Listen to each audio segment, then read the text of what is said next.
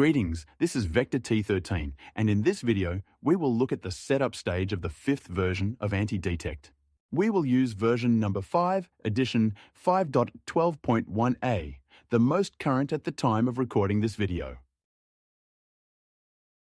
So, after installing Anti-detect and successfully registering it on the detect.expert website, which we can check in the Settings tab, we see that our system shows the status of the license as valid, everything is fine, after which we can proceed to create a virtual machine. If for any reason you have a problem with license verification, for example, if your local provider blocks the connection to Keegan servers, then you need to use the setting located a little higher. This setting allows you to configure a proxy through which the licensing system will operate. The entire virtual machine will not use this proxy. This proxy is only for the licensing system. The licensing system in this software operates when it is launched and when the virtual machine is started. Subsequently, every hour, a license check occurs, and if you have any issues with the license verification, the virtual machine may reboot and then load in the normal virtual box mode.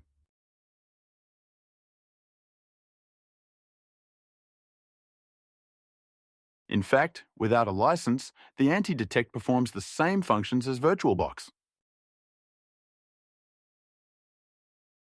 So, the license is working for us, so we proceed to set up the virtual machine.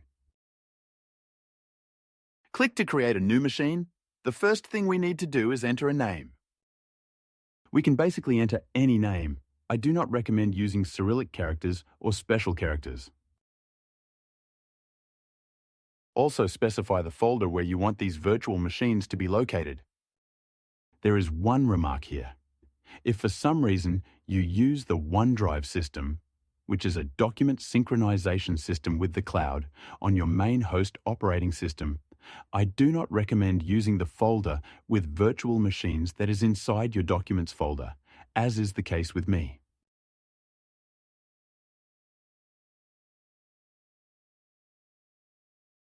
Otherwise, the OneDrive system might attempt to synchronize virtual machines, which will firstly slow down the performance of the virtual machines, and secondly, very quickly use up all the available space in your OneDrive account. So I recommend setting any other folder. In my case, there is no OneDrive system, so I can leave the default folder. Next, we need to select an operating system image. At the moment, I recommend using Windows 11, although you can also use Windows 10 if you like, but from my personal experience, I would say that working with Windows 11 is smoother and more effective in terms of working with the anti-fraud system. In Windows 10, the system is quite outdated, and we are currently focusing primarily on working with the Windows 11 operating system. Further editing at the moment does not matter. You can use any editing you want.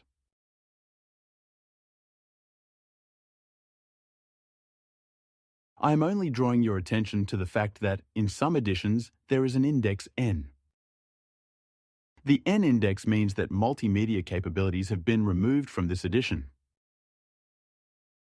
I recommend using it with index N because it is faster during installation and takes up less space on the hard drive.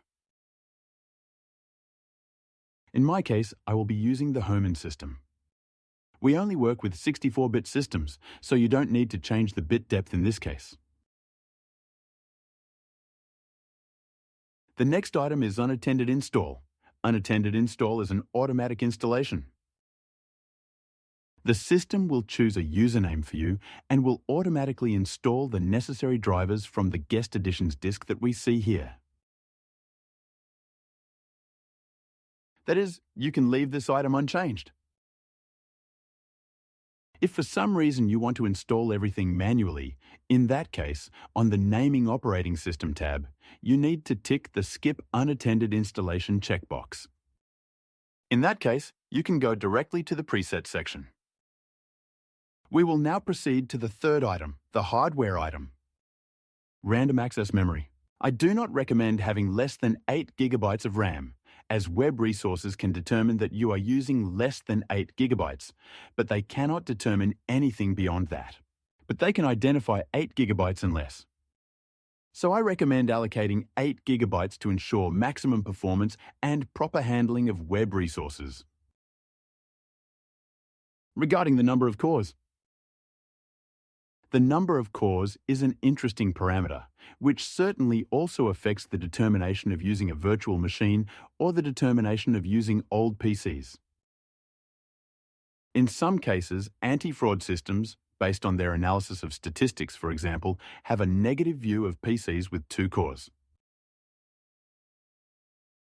They believe that using 2 cores by 2025 is already outdated, and it is quite possible that they are dealing with either a virtual machine, a VPS server, or a very old PC, which is unlikely. But agree, now even phones already have 8 cores, if I'm not mistaken, or 12. Therefore, I recommend setting the number of cores to at least 4, or in my case, I will now set it to 6 cores. There is essentially no particular point in exhibiting more. You can exhibit even 8 if, of course, your system allows it.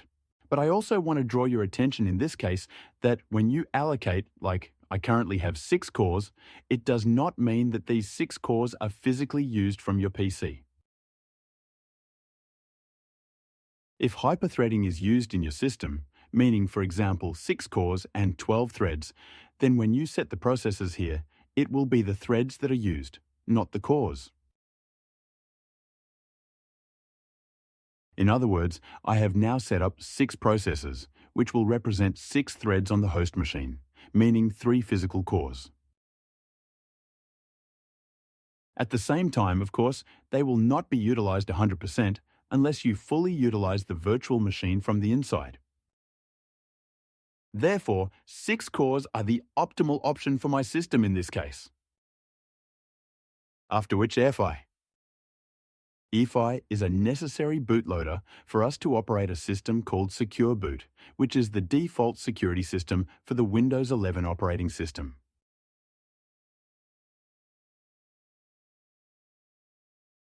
I do not recommend disabling this item.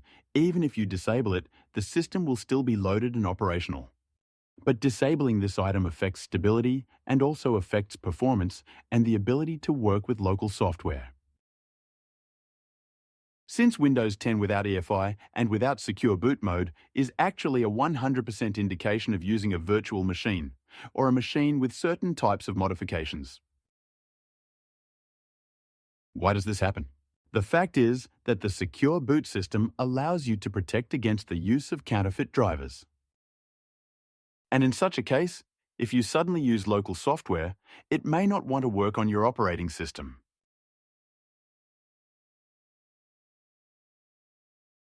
So keep EFI. In future editions of the Anti-Detect, this item will no longer be optional. It will be enabled by default and cannot be disabled. Then, the hard drive, I recommend leaving it as default. By default, we have set 1 terabyte, but this value is dynamic.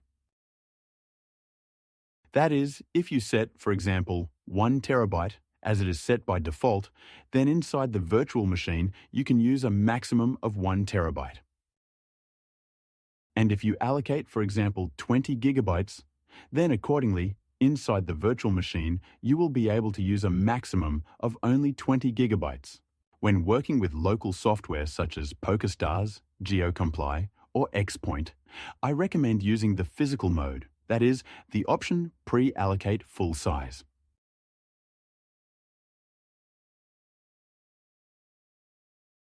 I will explain why it is necessary. When you set the mode, in this case dynamic for us, then the amount of data currently on the hard drive will represent its 100% load.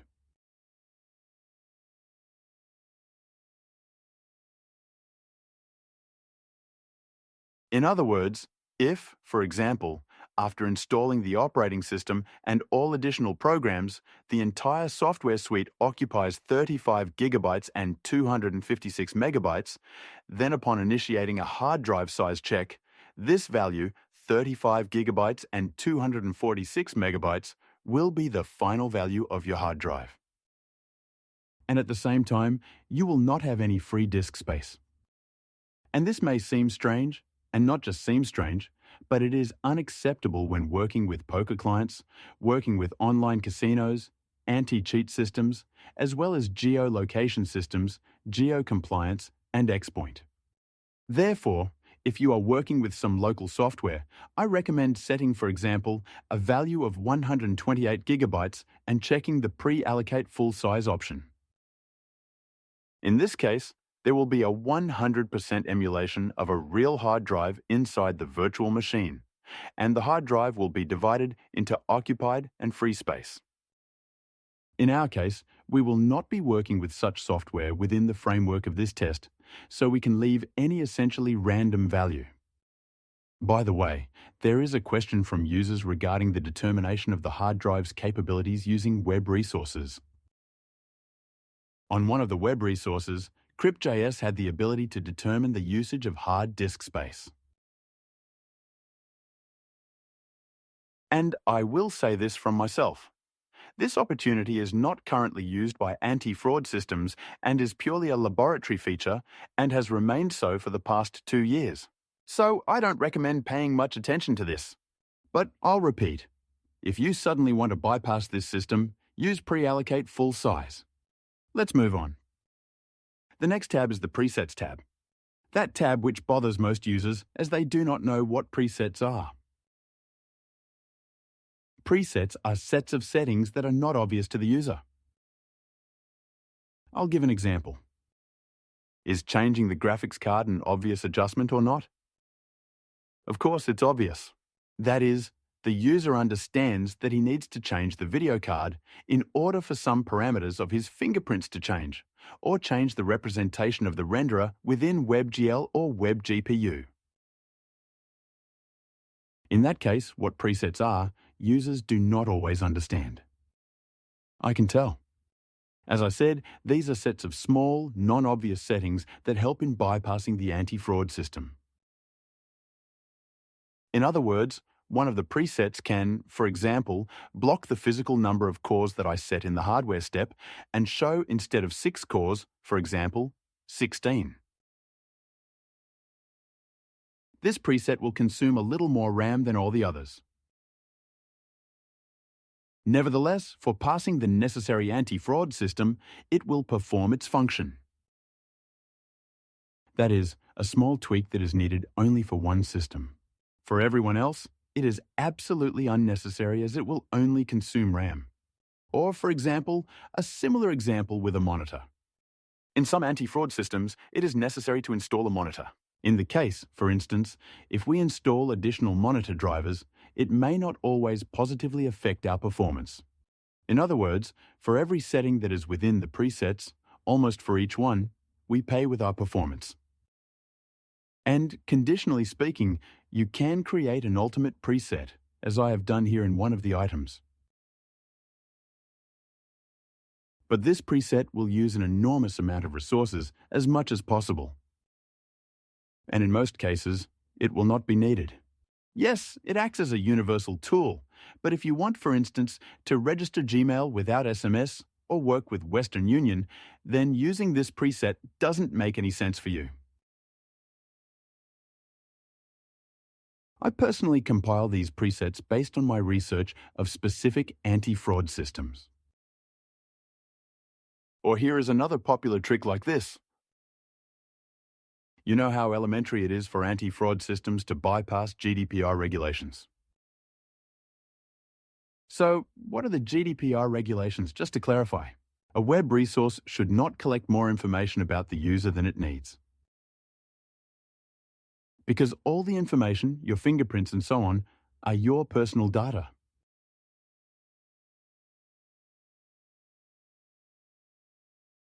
And accordingly, in almost all countries, they are protected by certain laws and regulations. What do web resources do? Web resources use third-party anti-fraud systems by integrating them into advertising, which is essentially just into advertisements. Advertising and advertising campaigns are registered in a country where GDPR regulations do not apply. And accordingly, the web resource itself, which is registered, so to speak, in the USA, complies with GDPR standards, but their advertising does not comply. Thus, the web resource obtains all the information it needs bypassing the GDPR regulations. And accordingly, for example, the Wells Fargo preset blocks several of these trackers. It simply makes changes to the host file. It blocks several such trackers that collect excessive information and prevents access to them. This in no way affects, does not influence the loading of the web resource, but nevertheless helps in an excellent way to get into Wells Fargo without any problems. Otherwise, we would have to worry about having cookie files on our PC. Not just having cookie files, but old cookie files that Wells Fargo really likes. What else is in the presets? I would like to keep secret, and I will explain why. Because if I disclose this information, reveal my research, then any of the anti-detect browser manufacturers may try to reproduce it.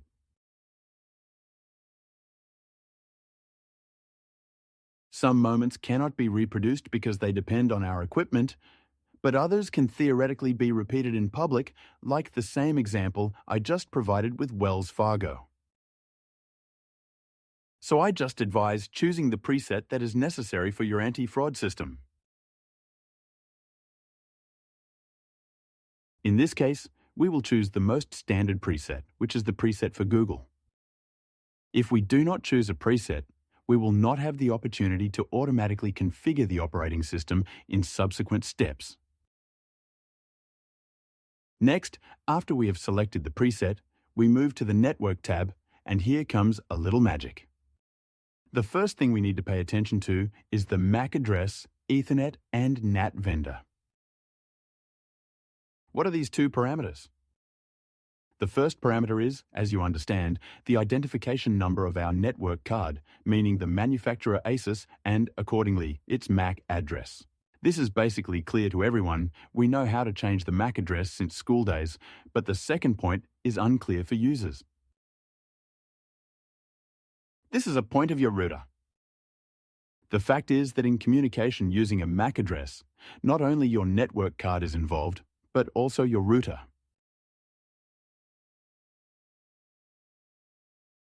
In other words, two characters, two subjects. Therefore, changing your router's MAC address is certainly necessary. My software is the only one in which this is implemented, but looking ahead, I would like to say that at the moment there is no way to determine a user's MAC address using JavaScript, WebAssembly, or any other technologies.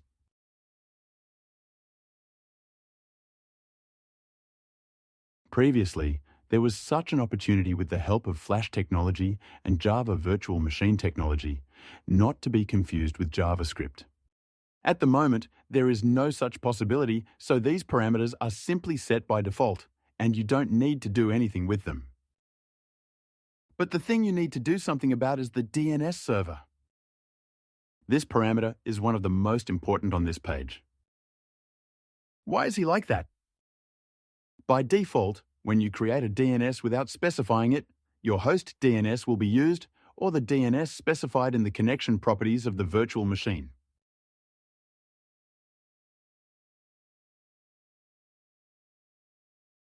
But here, I would like to focus on the logic of the original VirtualBox. In the original VirtualBox, there is a crash system. In other words, if the DNS configured within your virtual machine is unable to perform a DNS query, it will fall back to your host DNS.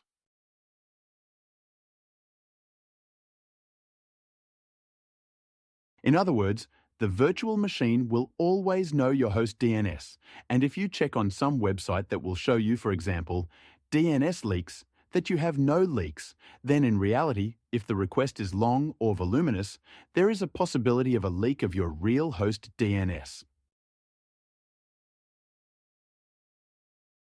Therefore, I recommend using DNS configuration during the virtual machine creation stage. I don't recommend using servers 4.8 or 2.8 2.4. I will explain why. Because the server data belongs to the company Google and has not undergone any public audit. All the information they save is only for their own needs, and they can also subsequently share this information with other counterparties, which is one of their goals.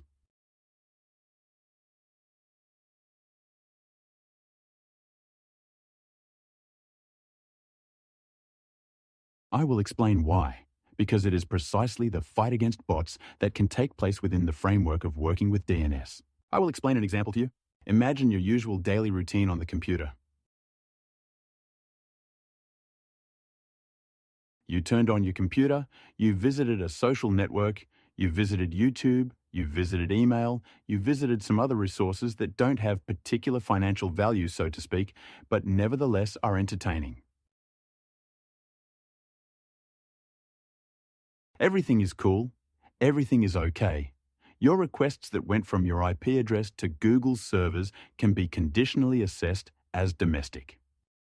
In the same case, if you use DNS from Google or DNS from Cloudflare and your requests are specifically targeting only financial resources, the Google ecosystem itself may consider you as a bot.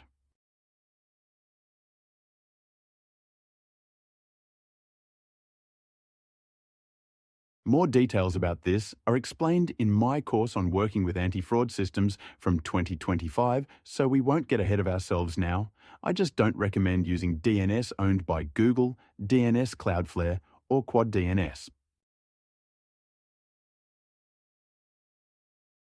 The best option you can use on the detect.expert website is the DNS checker in the Checkers tab.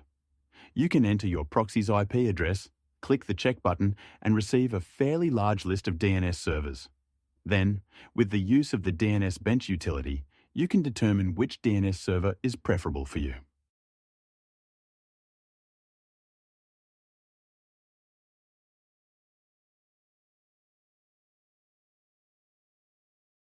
And since we started talking about DNS bench, I recommend you spend a few minutes learning how to use this utility.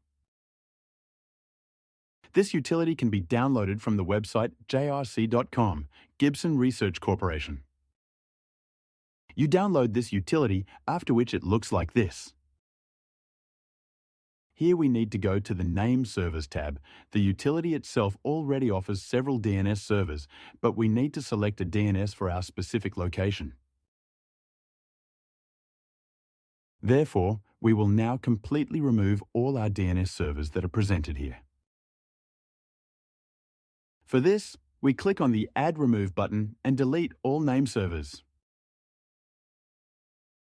Then we need to check our IP address and select the DNS for our IP address. Let's imagine that I already have proxies connected. Accordingly, this is my IP address. The checker is completely free. We enter the IP address, and here we have obtained a list of DNS servers.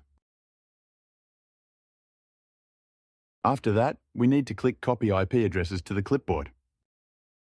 I draw your attention to the fact that there are a large number of them. Here are 100 DNS servers on each page, but not all of them work. Therefore, we simply copy the IP addresses, and then we will need to open a notepad and create a file with these IP address data of the DNS servers. Accordingly, insert these IP addresses into the file, and then we need to save this file with any name, but with the extension .ini.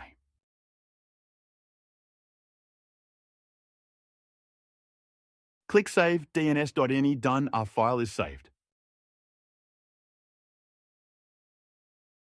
Now our task is to load it into the DNS bench software.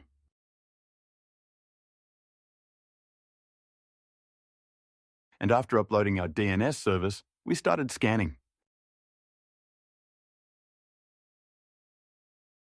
As we can see now, there is a check of the availability of DNS servers from my IP address. For you, I recommend not forgetting that you should conduct the check when your proxy connection is active.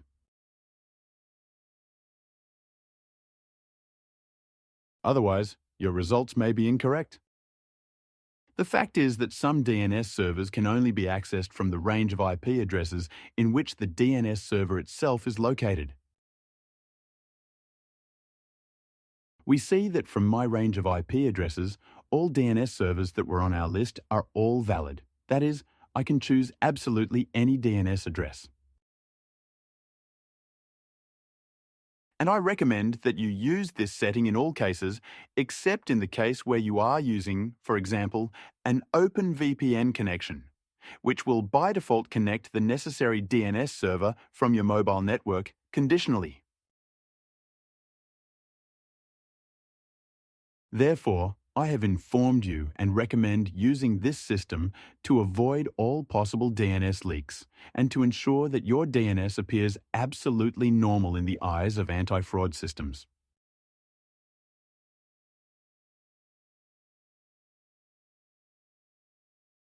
So, we are shutting down this system.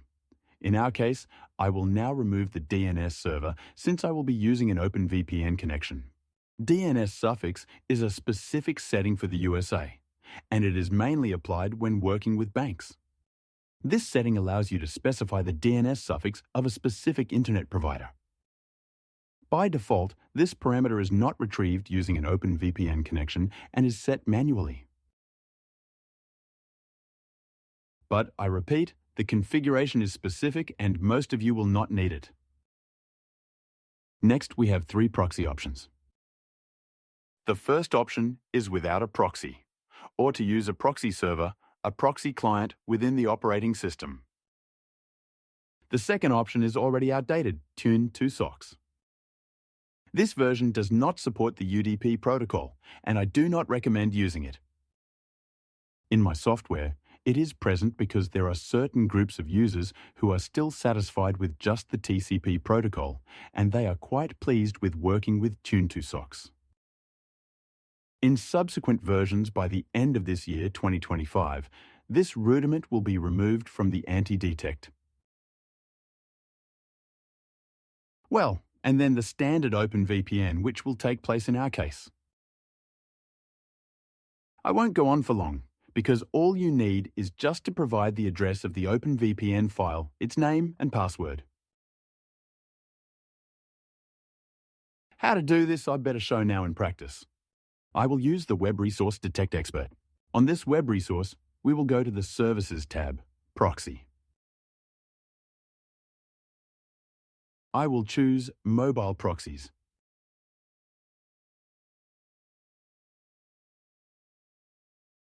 And choose, for example, the Arizona proxy with excellent speed.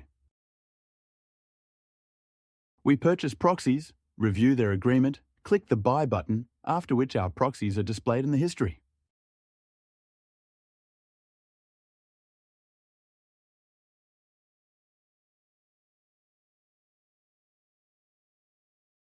In this case, the detect.expert website uses real proxies that are located in the USA, which are 5G modems.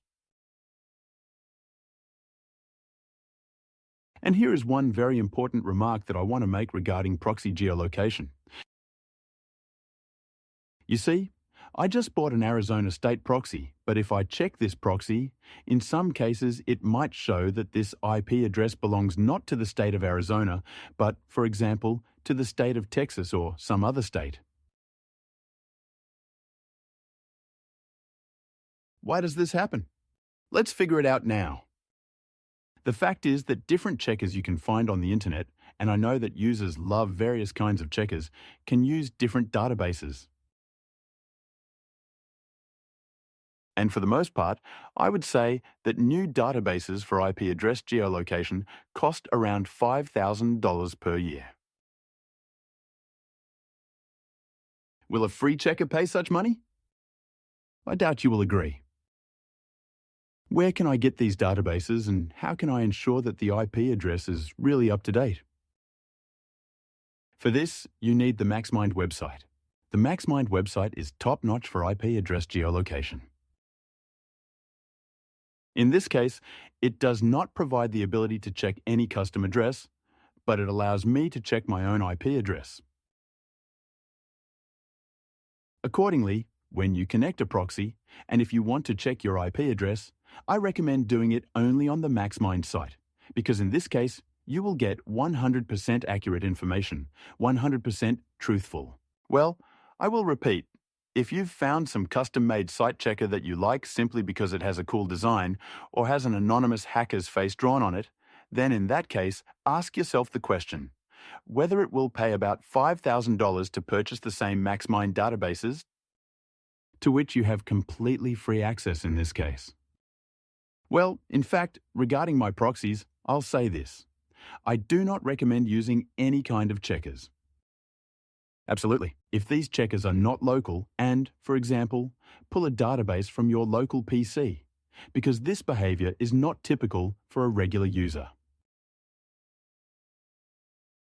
Well, admit it, many of you before this video didn't even know that a site like MaxMind exists, and who do you think, which housewives or businessmen would visit this web resource just for the sake of interest? Nobody. And even referring to this site, well, let's say, is not recommended. Like any other checkers, which simply collect information in order to sell it later. They, with nominal words, sell you. So we forget about checkers. My devices are exactly in the states I claim. If someone does not believe, you can use the MaxMind website.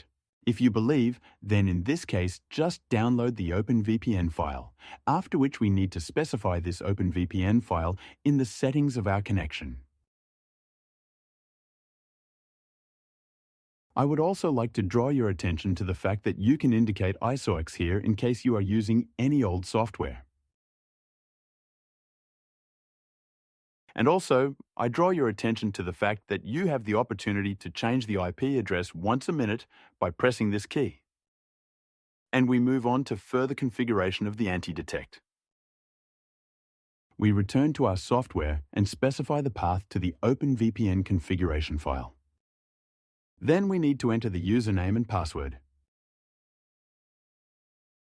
Just in case, it is necessary to specify the file by pressing this button. Not all users find it on the first try. Don't laugh, it really is like that. We return to our detect.expert portal, copy the login, paste it here, then similarly copy the password and paste it in the appropriate place.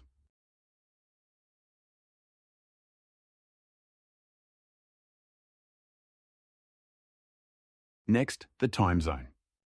Time zone is a very important parameter that I recommend setting up before starting work on our virtual machine. In this case, all you need to do is choose a city. For example, here we have the state of Arizona. Since we don't have static geolocation with mobile proxies, we can, in principle, choose any city.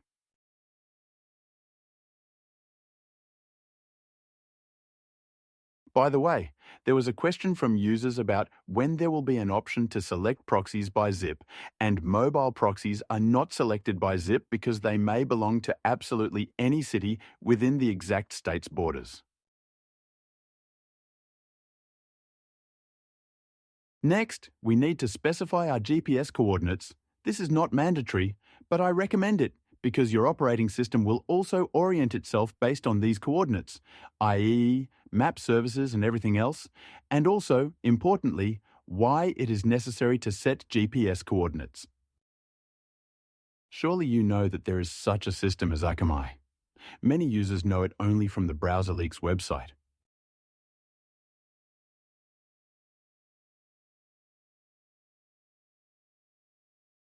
According to this resource, where we have the IP address tab, if I'm not mistaken, somewhere here we have the Akamai hash, and users are somehow trying to change this fingerprint, which is absolute nonsense. Just ignore it. This fingerprint has nothing to do with your identification and is merely a hash function. Nothing more. Nothing. Why you should enable geolocation? Who is Akamai?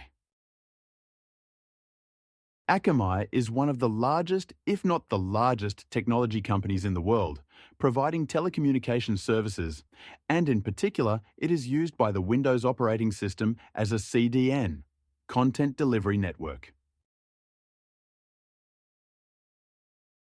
In other words, Windows will know where to download updates from, where to download programs from, and similarly, all your local programs and browsers will know where to download information from precisely based on data from Akamai. Therefore, I recommend doing the following. But few people know that apart from CDN, meaning content delivery, Akamai also has its own anti-fraud system.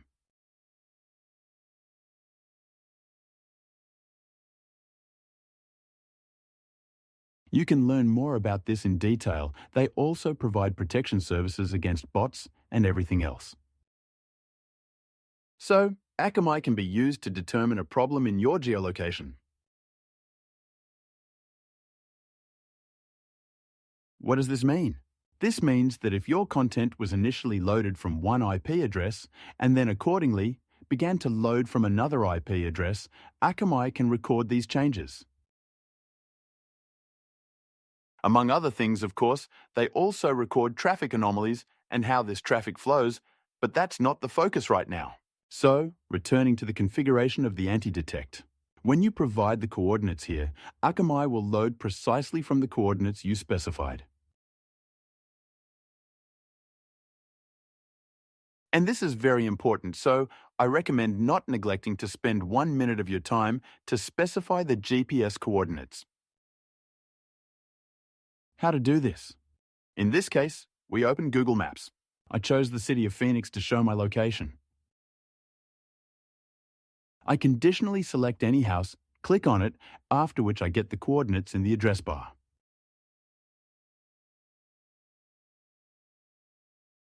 Then insert these coordinates inside the anti-detection device and do the same with the others.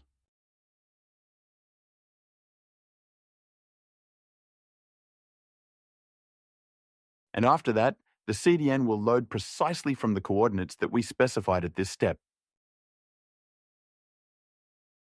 Now in detail about other settings that we can see on the Network tab under the Geolocation setup. Akamai block. This option should be used accordingly if you are not setting GPS coordinates. Also, in the case that you are using, for example, Tune2Socks, the Akamai block can speed up your internet. Remove this item. Blocking Quick is currently unavailable. This is explained by the fact that blocking Quick in 2025 is a silly idea because it is enabled by default in all browsers. And this option is rudimentary, being available for selection only when using some additional settings, such as Tune2Socks.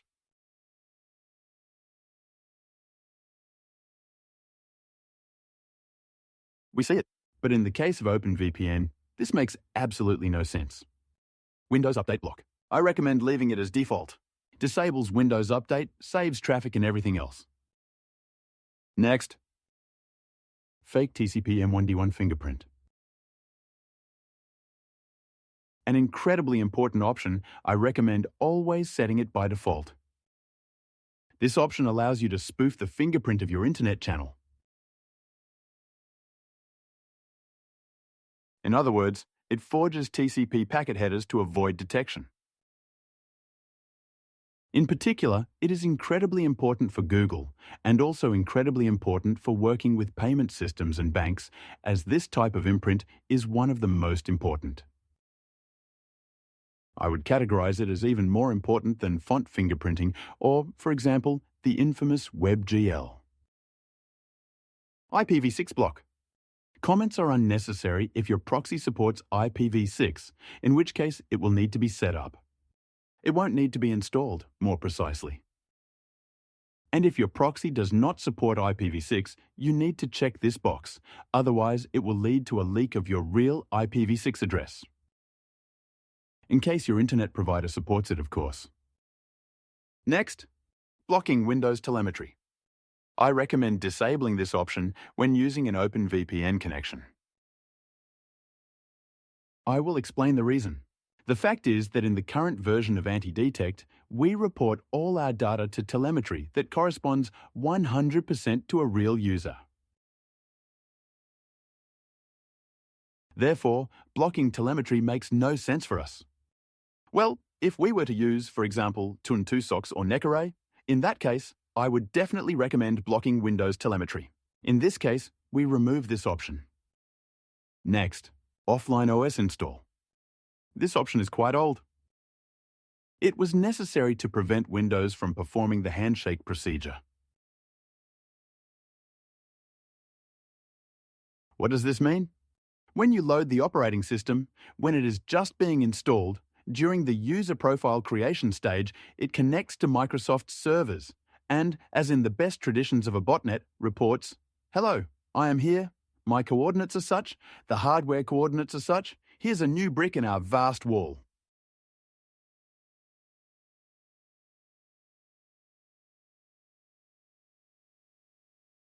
In this case, you do not need to use this option.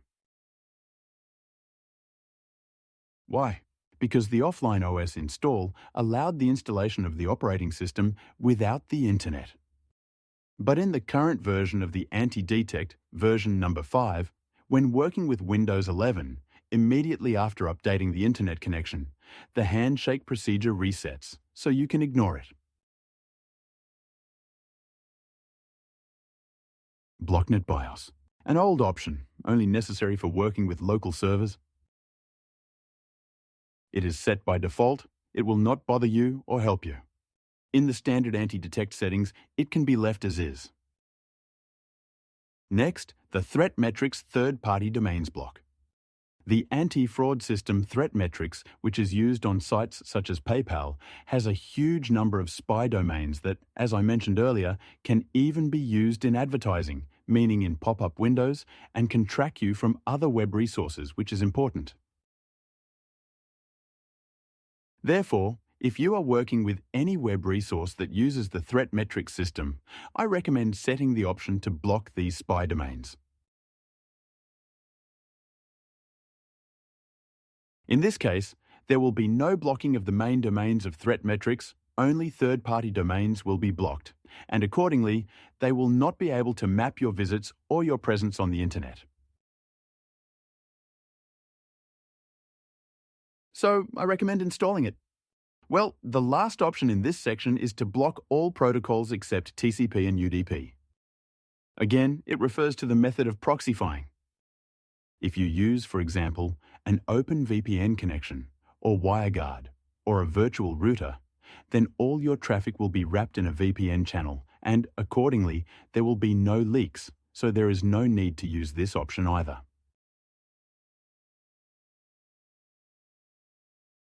Regarding proxyification methods, by the way, you will surely ask which option is better to use. For example, the standard old but still working Proxifier, or Tuntusocks, NecArray, OpenVPN, or some other.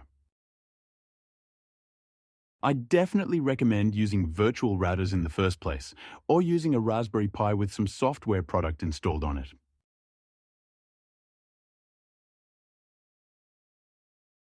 However, I recommend you pay attention to the following, to the developer's IQ.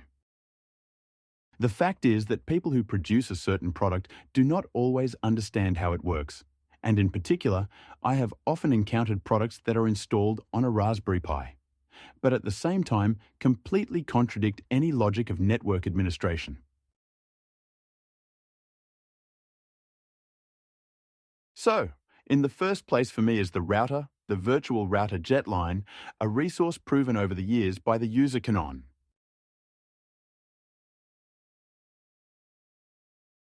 In our chats, you can easily find this product, or by Googling it on the internet. In second place, I would recommend reasonably quality products that can be installed on a Raspberry Pi. By the way, it is also worth mentioning a very high quality product.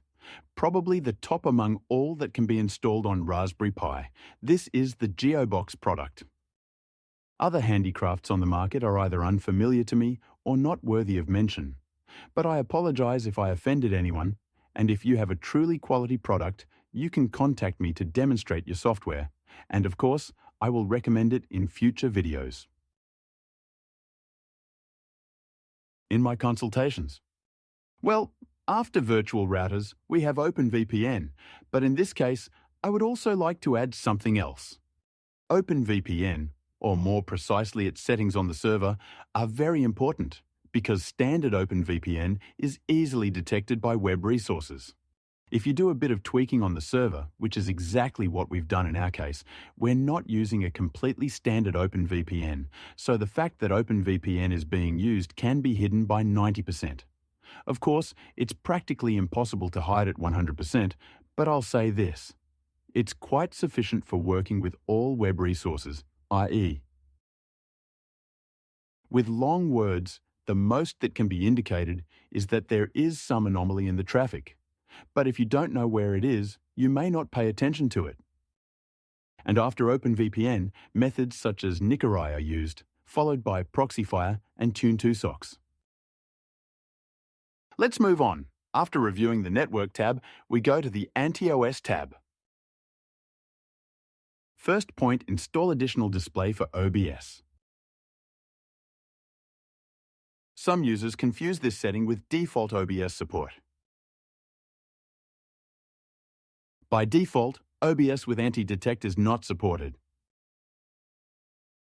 This option only sets up an additional display that is necessary to work with OBS, but in fact, there is a separate personal build for working with OBS. It is different, and I will explain why this functionality is not included in all builds. It differs in the method of interaction with the user's display and also with their USB controllers.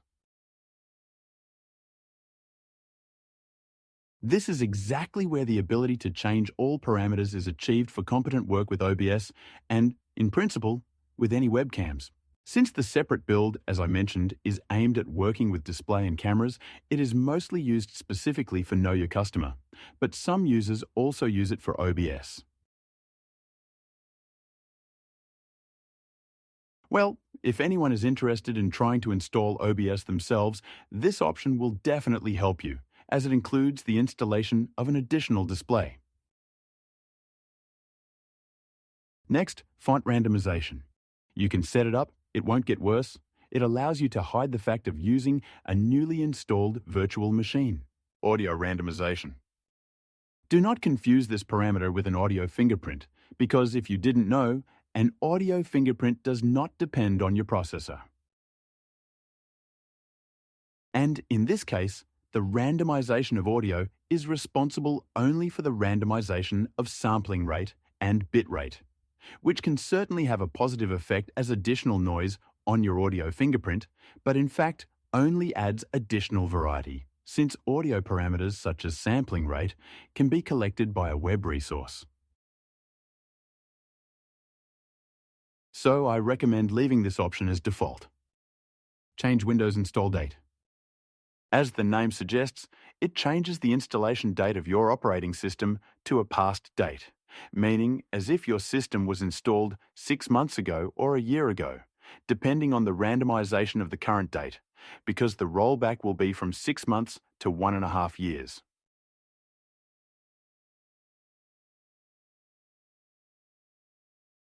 Disable Windows Traffic Control. A rather important option, as it is Windows traffic control that allows the establishment of a static M1D and M1D1 fingerprint.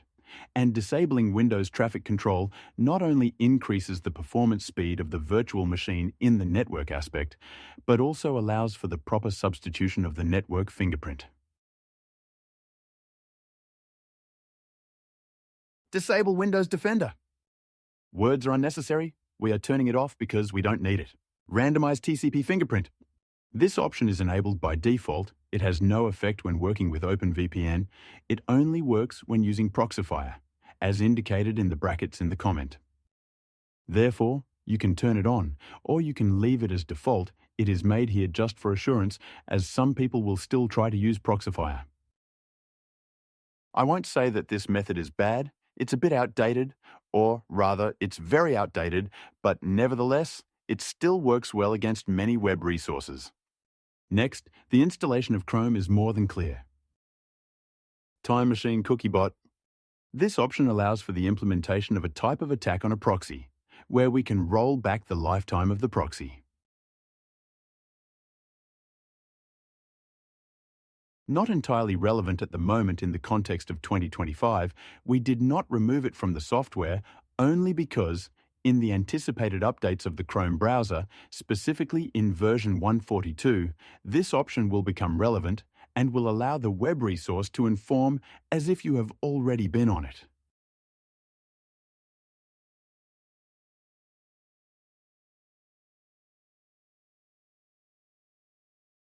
A month ago, 6 months ago, a year ago. Next, install random Chrome extensions is also a rather old option. It allows you to install random extensions, but using it in the current browser realities doesn't make much sense. Previously it was relevant, now it is rather not relevant, and has been kept as a possible option that may be useful in the future.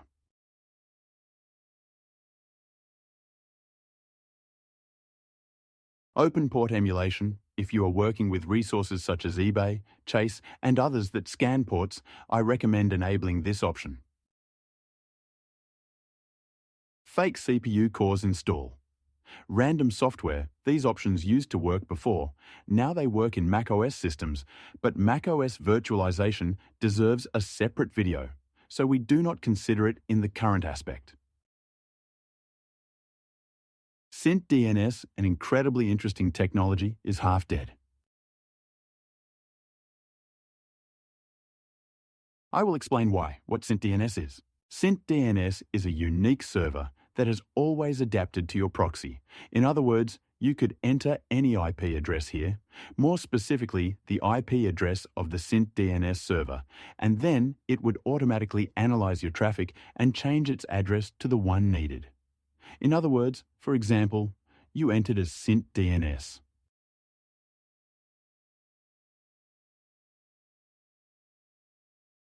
4/8, of course, it's not SyntDNS, but an example. Then on a virtual machine, you use a proxy from one state, then another state, a third state, a fourth state. In order not to bother with setting up a separate DNS for each proxy, you set up SyntDNS once, and it informed web resources based on your IP address, and made a fake DNS request from the IP address that matched your IP. This technology is quite expensive to operate. I'll explain why. Because each such server cost around $40 on DigitalOcean. We used to run them, and currently not all users want to pay such an amount for such a server. So we added an additional option, the ability to scan DNS on the site.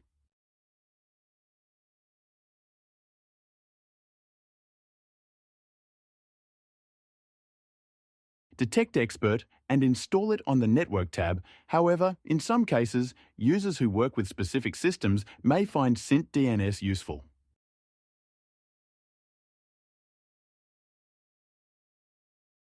Let's move on. The last tab, the Fingerprints tab. On this Fingerprints tab, you can set the Canvas and WebGL modes. We have several modes. The first thing you can do is select the video card you need, which will be displayed as the renderer and accordingly will be displayed as your primary video card in your virtual machine.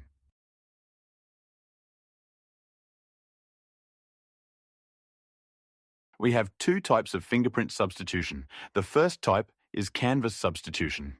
In this case, the default value is host mode. What does it mean? This means that canvas substitutions will not occur, and all canvas calculations will be carried out on the user's CPU and GPU. Just in case you don't know, canvas does not depend on the GPU in all cases. A pure canvas depends only on the CPU, while a canvas that depends on the GPU is a canvas rendered with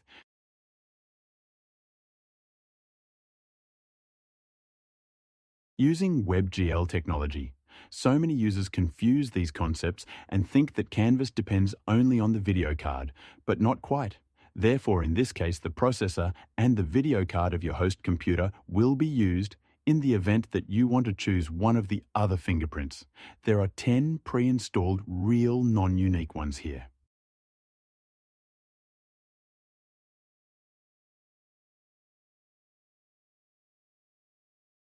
Fingerprints that are used by other systems, you can choose any of them, and it will affect both the canvas drawn using the CPU and the canvas drawn using the GPU.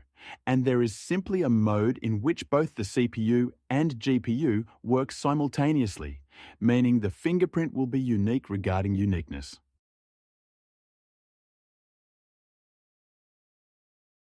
Of course, I would like to say a lot. The fact is that when users move to this resource, from which they actually draw knowledge about uniqueness, users think that this resource is the most authoritative in the world. However, the entropy of this resource is quite, let's say, different from the original, for example, from the same ones. The most resources such as Amazon or Google, in this case, the owners of this web resource may report that they use the so-called database with KIA from where they upload this number of prints, but we do not have clear information on this matter, and there are also no statements from the owners of this web resource. So if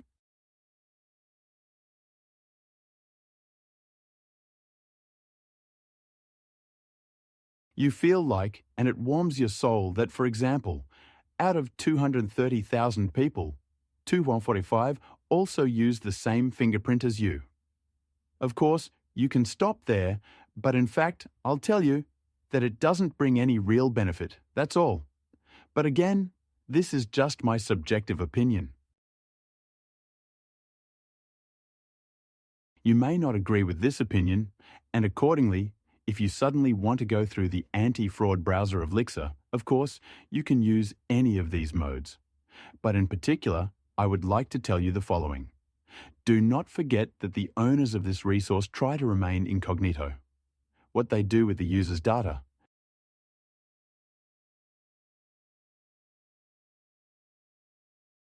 Those who visit this particular web resource, unfortunately, are unknown to anyone but themselves, so consider whether it's worth using this next site checker.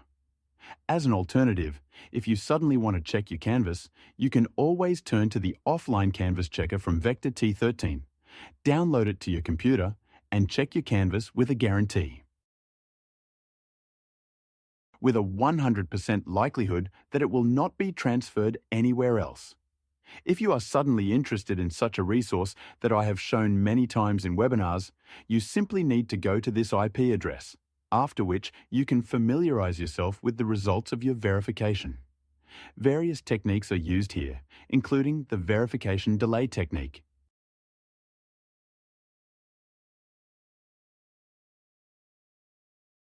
There is, for example. You see, in this case, one of the methods showed that I am using fingerprinting spoofing, although in fact it is not used. The checker is academic, and nevertheless most browser anti-detects cannot pass it, because such simple checks, for example, as filling two different elements using the CPU and GPU can differ in case a noise system is used and so on. How to use this checker? This checker has static and dynamic modes. If you are testing an anti-detector, I recommend using the dynamic mode as it will constantly change the picture, and these pictures are session-based. That is, as soon as you change and refresh the page, the image changes accordingly, which helps protect against dishonest anti-detect developers who adapt their software to a specific resource. For instance, if you run my checker in some anti-detect browsers, in many of them you won't see any substitution, and in others it may occur.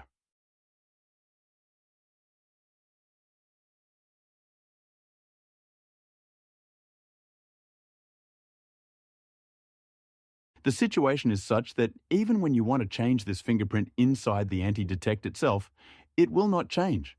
It will be static. Why? Because the to-data URL check system is used, and only a change occurs when this kind of request is made. We won't dwell on this now on how to maintain this checker. It's incredibly simple for yourself. Just write. Click on the page, choose View Page Source, and save it in a notepad. Then run it on your local machine, inside a virtual machine, wherever you like. This checker has no connections with any anti-fraud systems and is purely academic. Yes, it might contain some inaccuracies like this. In particular, as I say, in some cases the delta between the CPU and GPU is minimal, so the system reports that substitution is being used. However, The most important thing we need to pay attention to is the pixel diff count parameter. It is present in each method, and it will indicate whether there is.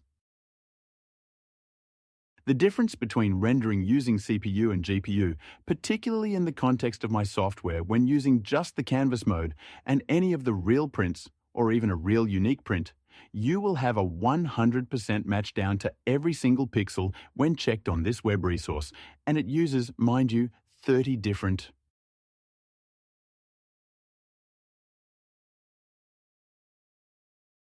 techniques. In contrast to just one on the Lix browser site, here there will be no difference. But if you enable Canvas and WebGL mode and use, for example, one of these fingerprints, either stable or artifact mod, in some cases, the pixel diff count may change.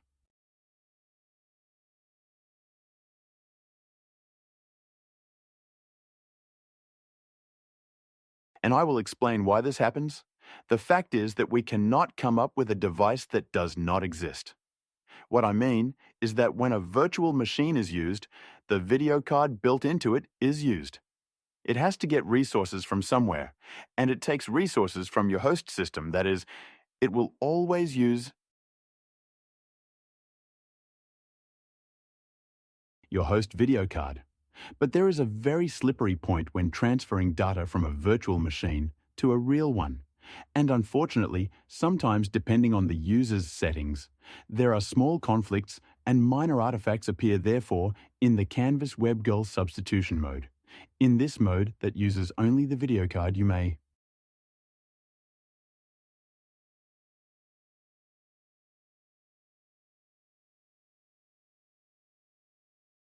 anomalies may occur here, meaning, for example, it may show that one pixel is different, or some tests will show that 0 pixels are different, while others, even now on a real one, may show that 11,000 pixels are different. But I just draw your attention to this since a completely different mode of methodology is used here.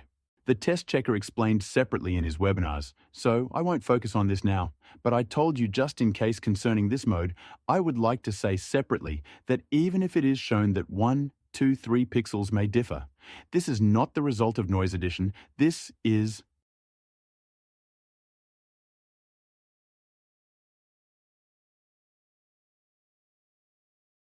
the result of artifacts. In other words, something may, so to speak, slightly lag in rendering somewhere. But this mode itself is an architectural miracle because nothing similar has been implemented in any of the Anti-detects or any of the virtual machines. Here, noise systems are not used. Rendering changes are used.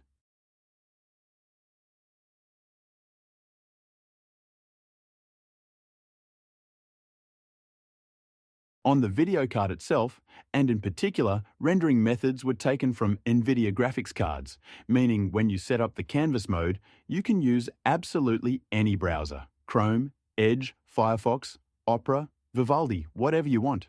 You can use old browsers, you can use new ones, any version you desire.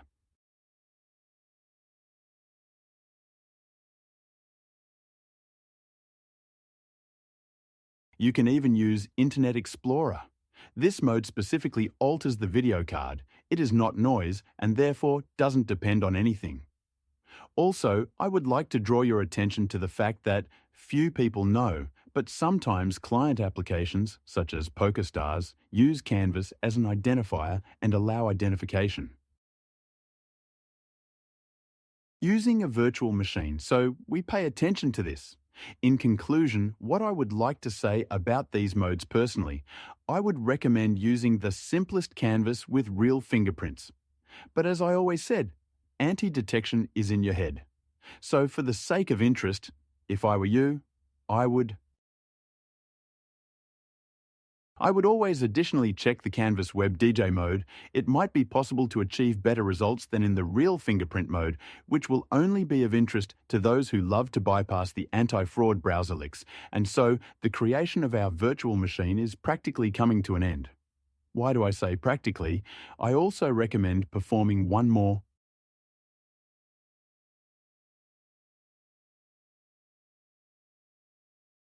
A small interesting option is to right-click, go to Settings, and then on the Display tab, I recommend setting the video memory slider to 1000, the value of 1024.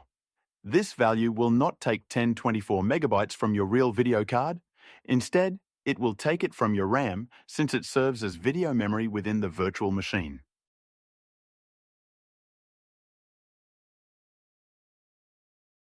Operational memory is used, but it will allow you to perform high-load processes. So I recommend installing this as well for those using NVMe drives on the Storage tab. I recommend checking the box for Used Host Input Output Cache. That's it. At this stage, the creation of the platform for installing our virtual machine is completely finished, and we can proceed.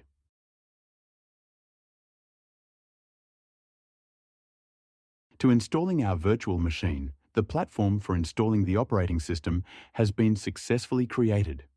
We click the Start button and proceed to the installation process. Here, I immediately initiate one of the issues users face. More precisely, it is not even a problem but just an aspect, since a virtual machine should be treated just like. Currently, the system asks you to press any key to initiate the installation of the operating system. But sometimes users do not do this for some reason. Therefore, a small window has appeared before you where you can select the disk image accordingly and press Mount and Retry Boot, or simply go to the Machine tab and click on. After resetting, you don't need to do anything else. Press any key and the installation process of the operating system in the latest edition of Windows will start.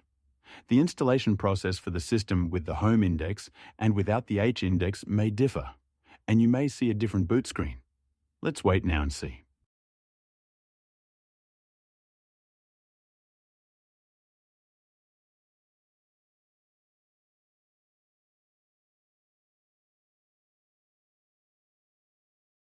As a result, what begins is that for most of you, this screen is unfamiliar. And yet in the latest version of Windows 11, the installer is slightly modified, so there is no need to focus on this, but still, I recommend installing or rather downloading the latest version of Windows 11 from the Microsoft website. Why? Because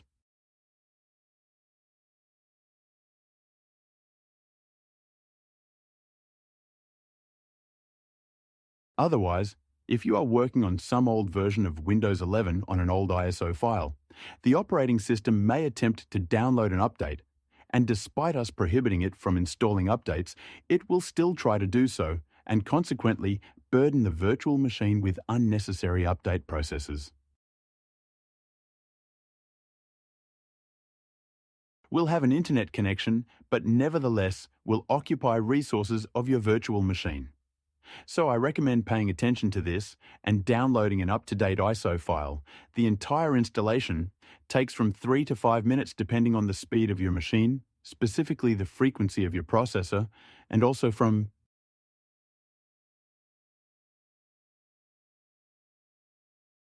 the speed of your disk drive for a few minutes while the Windows 11 operating system is being installed. I will pause this video and we will return to the moment when the machine begins to prepare for operation. So, our system is successfully installed and its preparation before operation begins. Everything happens in a fully automatic mode for the user.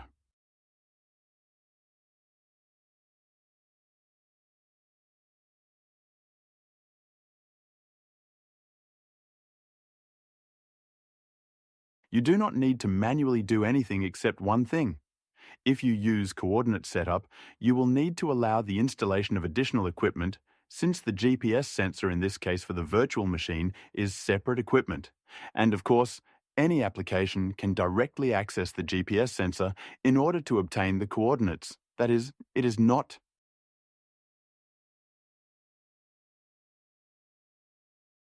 just a registry entry, specifically as a separate device. Now we see the initiation of Guest Editions installation. Guest editions are drivers and files responsible for the interaction between the guest machine and the host, such as file transfer, shared folder, and shared clipboard. By default, the most suitable screen resolution is set, and the DNS cache is cleared, and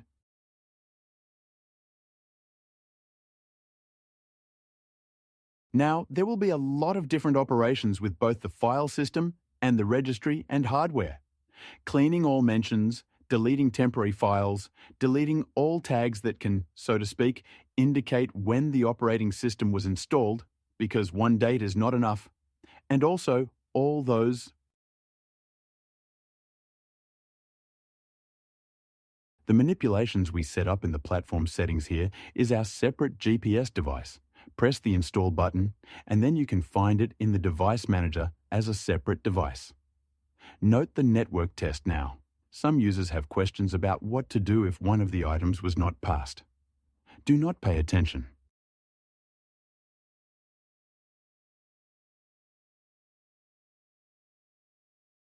Pay attention to this because if even 2 out of 4 points are working for you, everything is fine. You don't need to worry about it. In some cases, your provider limits the connection. In other cases, there may be a limitation from the proxy or VPN. And so Explorer and the operating system have loaded, and we are waiting now in some.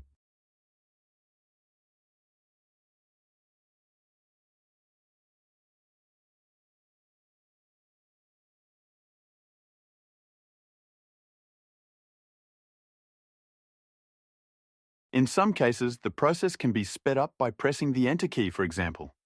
In this case, pressing the Enter key did not speed up the process, which means everything is going as it should.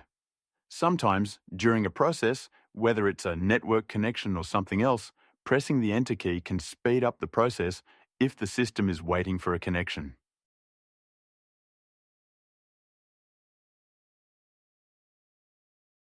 And so on, we are now expecting and seeing that guest editions are successfully installed. Visual C++ is being installed, which is necessary for the operation of, for example, the same NEC array. But in this case, we are using OpenVPN, so it's not worth paying attention to this. Press Enter, and now the browser update is happening.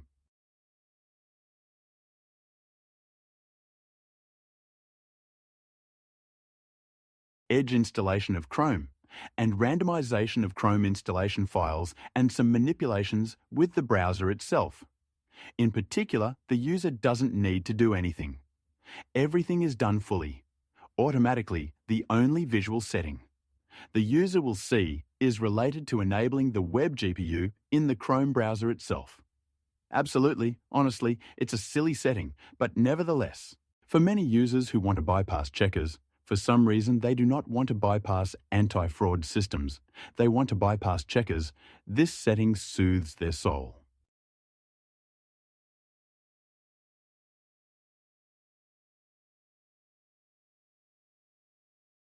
The download of the Google Chrome browser has just been completed and the installation is starting while the installation is being set up.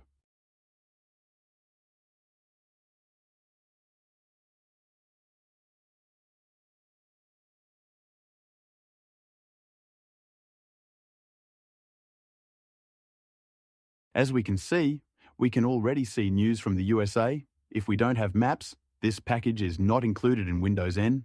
Okay, then we can ignore it for now, and later check our geolocation using a browser or any other available means. The installation package was downloaded, the so-called.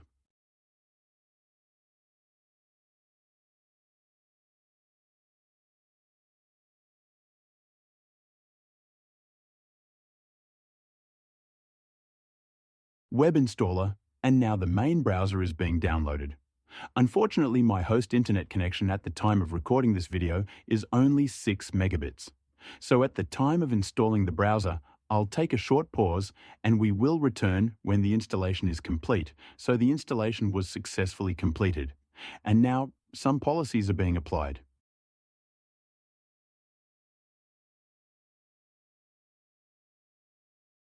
Regarding the security of the Chrome browser itself, as we can see from the geolocation of the news, we are already in the USA, meaning the sensor successfully worked.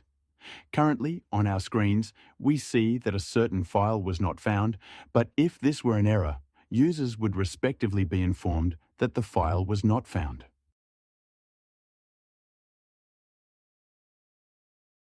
This is just an informational message.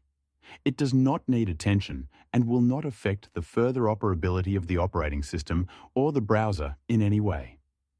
Network parameters of TCP packet headers are being changed right now, along with some other manipulations with traffic transmission tools.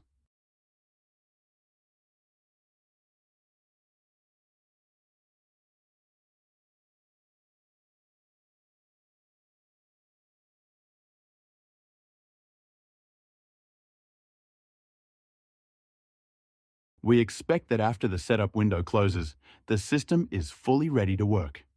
Open the browser in.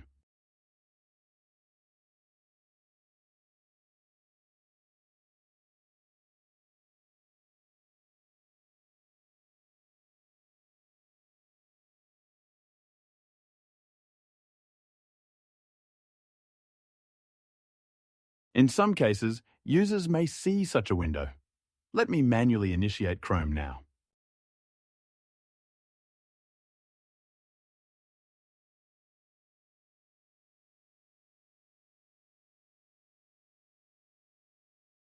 Flex here we have a window called Option, more precisely called Web GPU. In some cases, the anti-detect system turns on this option and accordingly, when loading the Chrome browser, the user may see a message like this that an unsafe option regarding Web GPU has been enabled should this be paid attention to, as I said.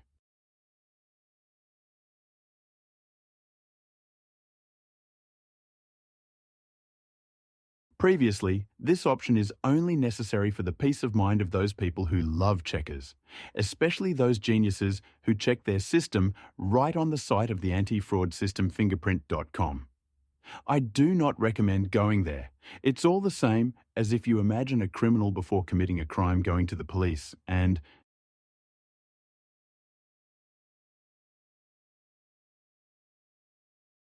says, "Do you know me? But look, I have a new gun that you don't have in the database, and I have a new outfit that you also don't have in the database. You didn't recognize me. Well, this looks exactly like users trying to test themselves. I don't know what they want to see, or they are so insecure in their abilities that they use a checker directly linked to an anti-fraud system. But as you understand, no sane person will go to the anti-fraud system's website because they won't even know about it. With that, we will return now, back to setting up the system. Fully completed and the system is ready for operation.